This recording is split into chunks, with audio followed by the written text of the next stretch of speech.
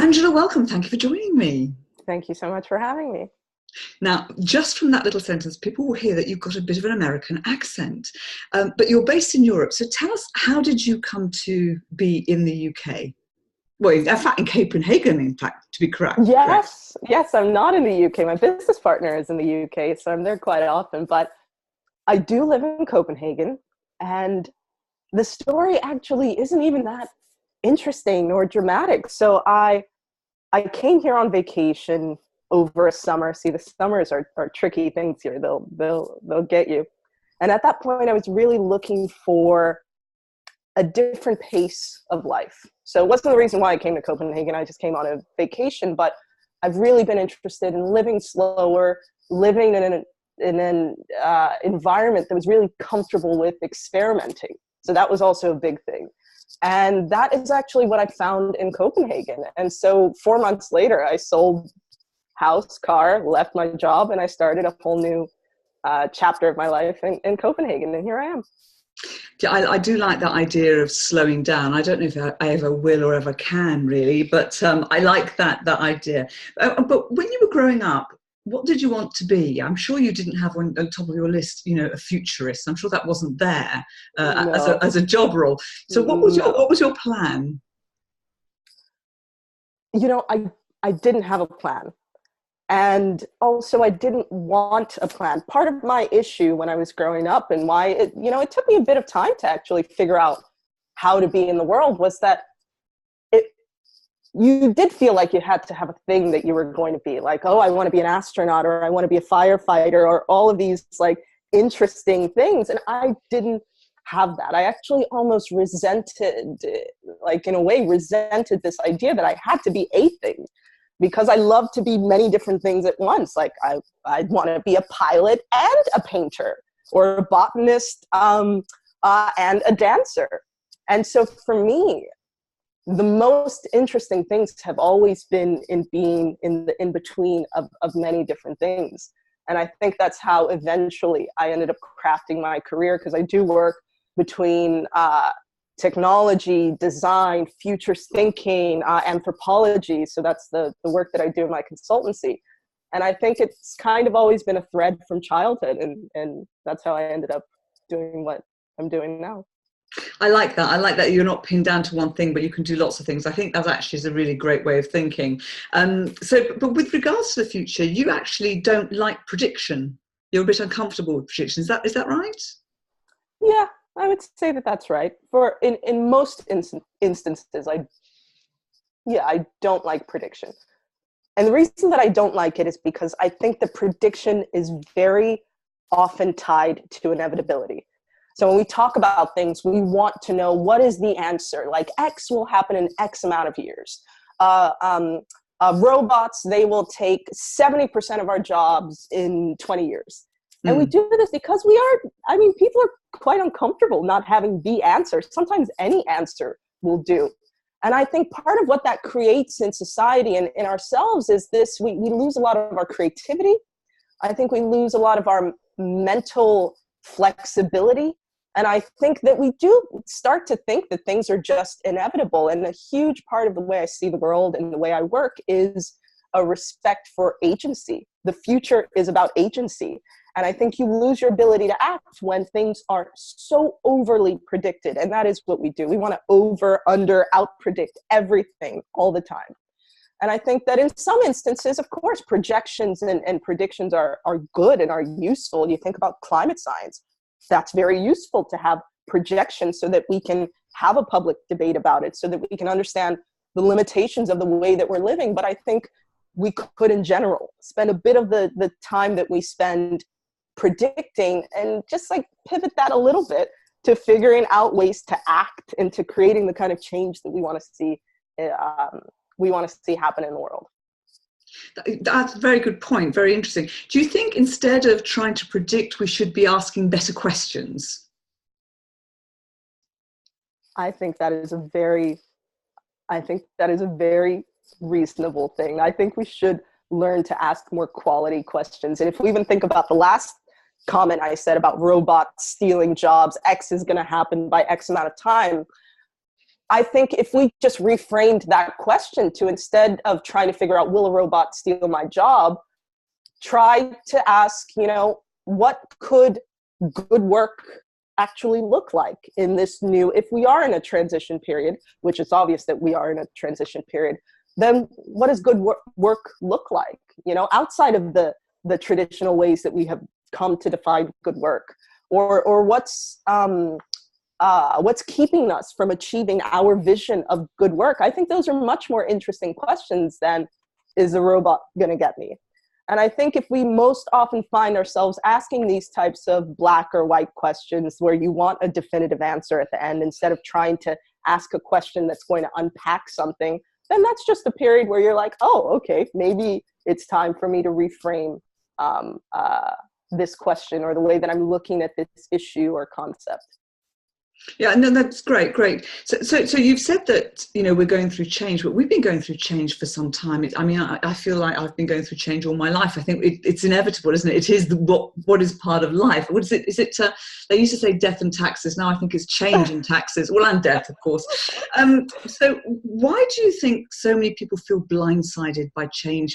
Particularly politically. I don't want to mention certain characters, but, culturally, technologically, why is that happening? Yeah.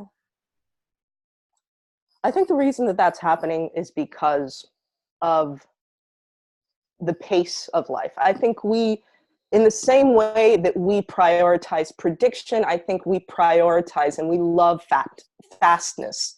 I come from the East Coast in the United States also, and it's almost like a glamorous thing to work fast, live fast, eat fast, walk fast, talk fast. And I think with all of this fastness, this also includes push notifications on our phones, and all of this instant updating and trying to take in as much as you can, as fast as you can. I don't think we have time to process any of the stuff that's actually happening. You think really about the push notifications for things that in no way deserve that level of attention. And I think that when we don't have time to say, oh, let me sleep on that, or let me just pause and let me slow down and let me take a minute to actually try to interpret or make connections between the things that I'm taking in, I think that is exactly when you get blindsided by change, because there is no time to process. And I so see this in so many different aspects of life. And I think that I've been talking about slow work, slow life for many years now, where some people, including people that I've worked with, are like, you can't say that in front of the client that we work slow. But it's a provocative way to kind of add longer term thinking, pausing, sleeping on certain concepts.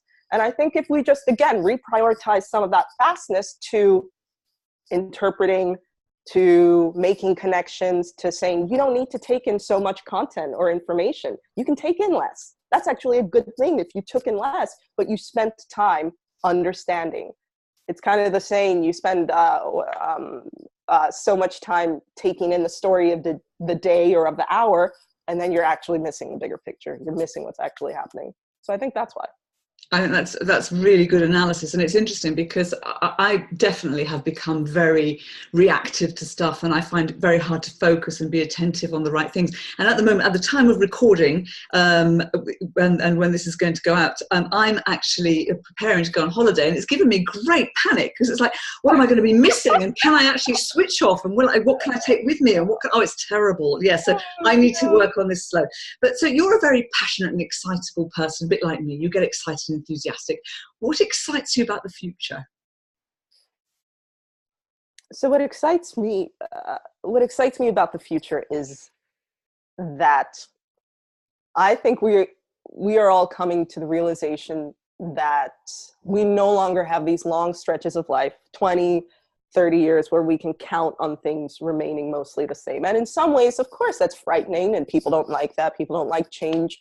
But in a lot of ways, I think it really allows us to understand that lifelong learning is an exciting thing and is going to be a part of our lives. And lifelong learning for me is exciting because I think it might challenge some of the assumptions that sometimes we carry with us through our entire lives. And some of those assumptions, sure, they're useful in some ways to help you prioritize and make sense of the world, but others are really quite useless and damaging over, a certain period of time. So I think this understanding that we will need to continuously learn, we will need to continuously redefine even certain concepts around what success means, what wealth, value, work, again, what is good work, even masculinity. That's a big conversation now. What is good masculinity? What is toxic masculinity? And I think that just this understanding of lifelong learning and what this means, I think that's super exciting for the future in a lot of different ways, for our identity, for work. So that's what I'm quite excited about. Brilliant. And actually, I'm excited about that. And I'm going to continue learning absolutely every single day. And it's lovely because I can learn from the wonderful speakers we work with, of course. But and are you worried about the trajectory of technology, do you think, at all? You mentioned AI and robots. Do you have any fears around that? So I don't have fears around that. What I do have fears around is the human reaction to that. So part of what I find really problematic is automated machine judgment, or just this idea or that we can offload our decision-making processes to a machine, to a computer, to make decisions on our behalf, or to give us, bite-sized outputs that we can then take and apply it to all of the decisions and all the things that we need to do. I think an interesting example, it's funny, we keep on coming back to talking about work, but it is in employment. You have a lot of companies now that when they are trying to hire people, prospective candidates, they'll run interviews like this video interview that we're doing. But then there's a layer of software that's calculating all sorts of aspects about your speech, your facial expression, like, did a bit of anger come across your face when you talked about your ex-boss? I think, these micro expressions. And then at the end of it, the employer essentially gets, either these classifications about us, like, you're going to be well behaved. Maria's going to be disrespectful. We can see this in, her profile. And I think we get to the point where we start to think that technology is smarter than us. And we just take all of these judgments that the computer gives us and we're like, okay, well, this is enough. And I think that is something we really need to be watchful about, because I think people, community members, workers, parents, I think we have a huge responsibility to contribute to a lot of the decisions that are being made around us now, that are being made in these automated ways that we have no idea about. And I also think it makes us think that we can reduce really big things about the world, about people, about how we interact, about our character, to these bite-sized scores and judgments and things like that. And I think that's something that we should push back against, and that we should all find really problematic. That is really scary, actually. And incidentally, I can be disrespectful. So it's that was quite observant. So when we've spoken in the past, you said that one of the top skills that organizations are going to want is cognitive flexibility. For the uninitiated amongst us, especially me, could you explain what that is and why it's important? So cognitive flexibility is really just the ability to see the world in different ways. It's about flexible problem solving, for example. It's about being able to update your belief systems when you get new information about the world in. So it's kind of the same as we spoke about lifelong learning and what this means. And cognitive flexibility just means having the flexibility to see different perspectives, to do things in new ways, to update, to learn and unlearn and relearn. And I think that in a world of change, like we hear, like we've just said, accelerating change, we hear it all the time, but it is true in some ways. And I think that the best skill that you can have is just trying to really hone in on how flexible you are in the way you work, problem solve, see the world, take in new perspectives, discard perspectives that you think aren't useful anymore. And that's really the usefulness of cognitive flexibility, especially for a skill that we want to have in work, in life. Brilliant. Okay. And is this something clients are asking you to come and speak about when they invite you in, or what are they asking you to talk about when they say, please come in, Angela, and give us some help? Sure. So cognitive flexibility is part of it, but I think it's under a bigger umbrella of just people, technology, change, long-term thinking, the interaction of these different things. So sometimes it can be about talking about the future from a different perspective, maybe outside of one that we're used to talking about. Sometimes it's about sustainable future, sustainable decision-making. Sometimes it's just about, we talk a lot about the future, but how do you actually apply that? So I work in design futures, I work in applied futures, and it's how you build new environments, products, and services using futures thinking. So it's really quite broad, but it centers around these bigger concepts of longer term thinking, people, technology, change, trends, that kind of stuff. And when an audience has heard you speak, what are you hoping that they're able to walk away with from one of your sessions? It is completely, entirely always about agency. So part of my problem in general is this idea that we feel like is inevitability, actually, is this idea that things are just going to happen onto us, or there's a future out here to be discovered, and I'm just going to need to follow this trajectory in order to succeed, or things like that. And I think agency, the ability to act, instead of trying to figure out, okay, what are the top 10 things that are happening, understanding why they're happening, what your role is in pushing against them or in supporting them. And that is just incredibly important to me. And I think it's the most useful skill you can have when we think about the future, is just your role in it, your responsibility in it, and your ability to act. So that's what I hope that audiences will walk away with. And that's actually really empowering, as you say, that the future's not happening to you, that you actually have some control over where you take it in that direction, that you have some role and responsibility. Now, that's a really powerful message. So Angela, what's next for you? What's your future? My future? Well, again, nothing big coming up. So I run a design and futures consultancy. We have a lot of projects I'm really excited about, and I'm really thankful for. The sun is shining in Copenhagen, so that means a new chapter. There's 4 months here where people get really like, so that's something. I also started winter bathing. Do you know what that is? You go swimming in ice. Oh, yeah. Really? So yeah, you go swimming in ice. So it's a thing here. Surprise.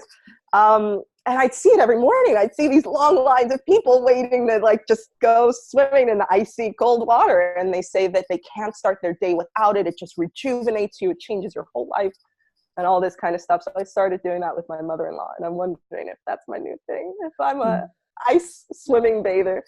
So that's it. Just work, life, and taking things slow and figuring out what's next. That's what's next for me. Fantastic. Well, that's brilliant. I'm now going to call you the Ice Queen from now on. you and a lot of others.